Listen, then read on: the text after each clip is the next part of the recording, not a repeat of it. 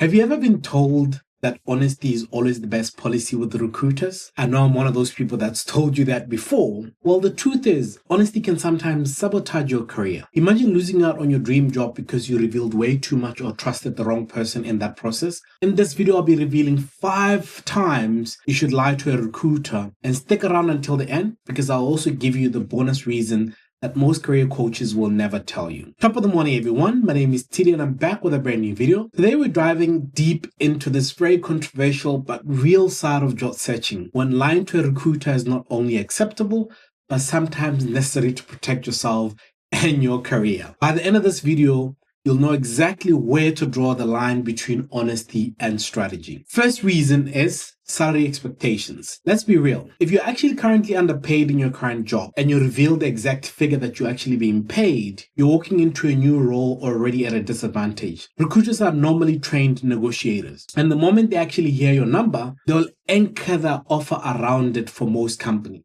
I do know some companies, or some of the companies that I've been lucky enough to work for, normally use benchmarks and they stick to those benchmarks regardless of what you've been paid before. Instead of actually being trapped, you can shift that conversation. Instead of saying, I earn about 25K, you should say, I'm targeting roles in the range of 35 to 45,000 based on what the market is telling me. That way, you're not really lying. You're also reframing the truth to protect your financial worth. Think of it like dating. You don't walk into the first date listing all your flaws and saying, oh, I don't do this, I don't do that, and your insecurities, right? Same thing here. You protect your value. So what I also sometimes advise people is, before you go into any interview, whether it's the first interview or the second interview, please check the range of what that role pays in the market, because it will help you anchor these responses that I'm actually sharing with you. And most times, I know some of the countries that are actually watching this video, most of the people always are asked, what are you currently earning at the moment? In Europe and most other countries,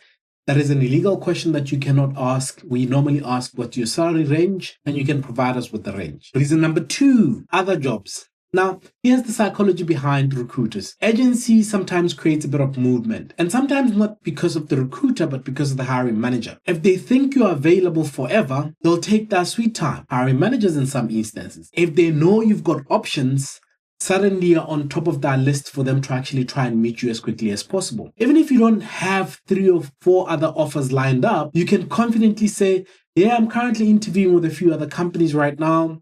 Notice the language? You didn't just say you have offers in hand, you've created a healthy pressure. You're not telling them that you've got the offer already next week.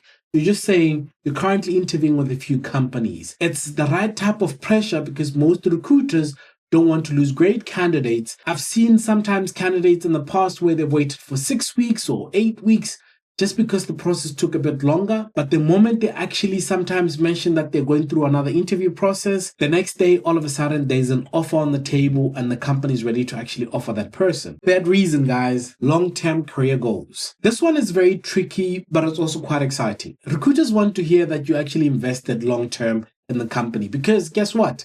They don't want to replace you in the next 6 months. Even if you see the role as a stepping stone, if they ask, do you see yourself here in the next 5 years? The real answer might be no in your head, because you may be thinking, right now the role is not really giving me what I'm looking for. Or maybe you might want to start your own business or switch industries. But being too honest will actually cost you that opportunities, because guess what? They start freaking out thinking that you're not going to be there longer than 6 months. So what do you do then? You align your answer with what you want, what you think they want to hear. I see myself growing in this area into a leadership role within the company, and I'd actually love to deepen my expertise in X. Name that X.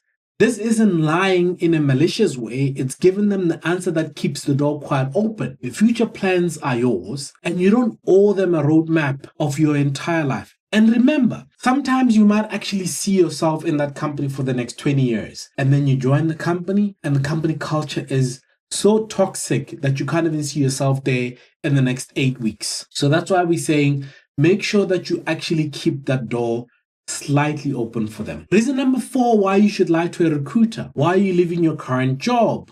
This is where honesty can actually backfire badly. If you say, listen, my company is toxic, my boss is toxic, the workload is unbearable, the company is sinking, they're losing money left, right, and center. Even though that is true, The recruiter hears this candidate is negative and might be a problem. That's what they hear. That's the only thing that they didn't hear the fact that the workload is a bit too much. They hear, ooh, negative candidate.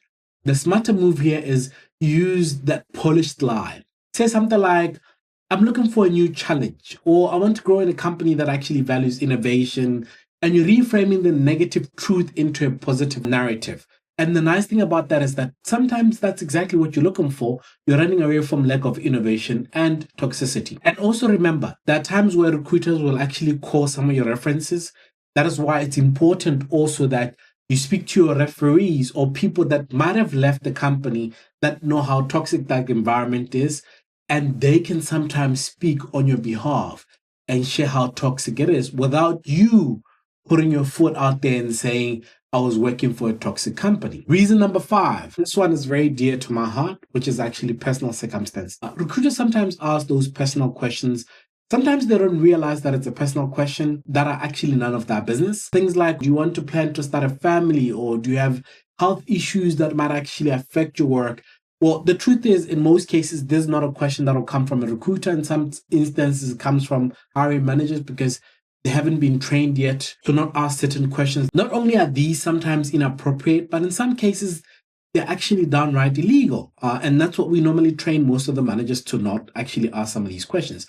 But in some instances, here's the golden rule. You don't owe anybody in a job interview your personal life story. Whether you plan to have kids, you have kids, you don't have kids, it doesn't matter. That's why I always say to some people, putting how many kids you've got on your resume adds no value to whether you can do the job or you can't do the job. If pressed, you can simply say, I'm fully available and ready for this opportunity. That's a protective lie that shuts the door on information that you actually shouldn't be asking in the first place. Boundaries are professional, not dishonest. In this instance, you're just putting a boundary to say, listen, I'm actually fully ready to take on this opportunity and this challenge because I do think there's going to be an incredible opportunity for me to grow and learn quite a bit. Sometimes also the nice thing about this is that if a manager asks such a question, you can already figure out that that's a very toxic manager, and it's okay to walk away as a candidate and say, you know what?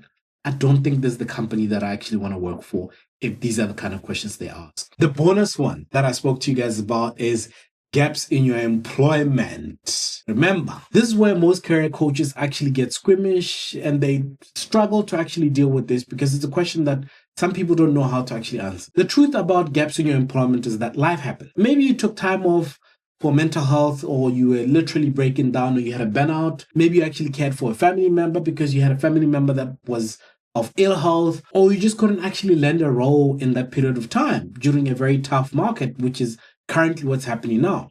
If you tell the recruiter, I was unemployed for a year and I was binge watching Netflix, you've just landed them a red flag that they shouldn't actually have. Instead, shape the narrative and say, I took a bit of time to upskill and complete some of the certificates. There was a specific course that I needed to do, and I was focusing more on some of the personal projects and consulting that I needed to get out of the way. Is it the whole truth? No. You were trying to find a job, you couldn't find a job, so you started hustling. Not always. But it reframes the weakness into a story of growth and purpose. And here's the kicker. Recruiters and hiring managers are less interested in why the gap are there than whether you're actually ready and able to perform for the role right now. Protect your story and keep the focus on the future of where you want to go in that particular company and your career. So let's recap, guys. The only time you should ever lie to a recruiter are 1, salary expectations. Please don't tell them how much you're earning because it's unreasonable to do that, especially if you're in Europe and all these other locations. 2, the other job offers or job interviews that you're going through. 3, long-term career goals. 4, why are you leaving your current job? My manager is toxic. Please don't say that. Number 5, personal circumstance. And the bonus one is gaps in your employment. This isn't about being shady, guys. It's about protecting your value, your privacy, and opportunities. Honesty is important, yes, but blind honesty can also cost you the opportunities that you didn't know you were actually going to get. I challenge you to take one of these strategies onto your next recruiter conversation or your hiring manager conversation. Notice how much more confident and in control you feel when you actually protect your story. If you found this helpful, please don't forget to like, share, and subscribe for more content designed to actually help you navigate your career path with the confidence and the skill that you already have. I'd love to hear from you. What's the trickiest questions that you've actually ever had or been asked by a recruiter or a hiring manager? Drop it in the comments. I'll try and answer exactly how I think you should be able to answer it next time. Until we meet next time, peace.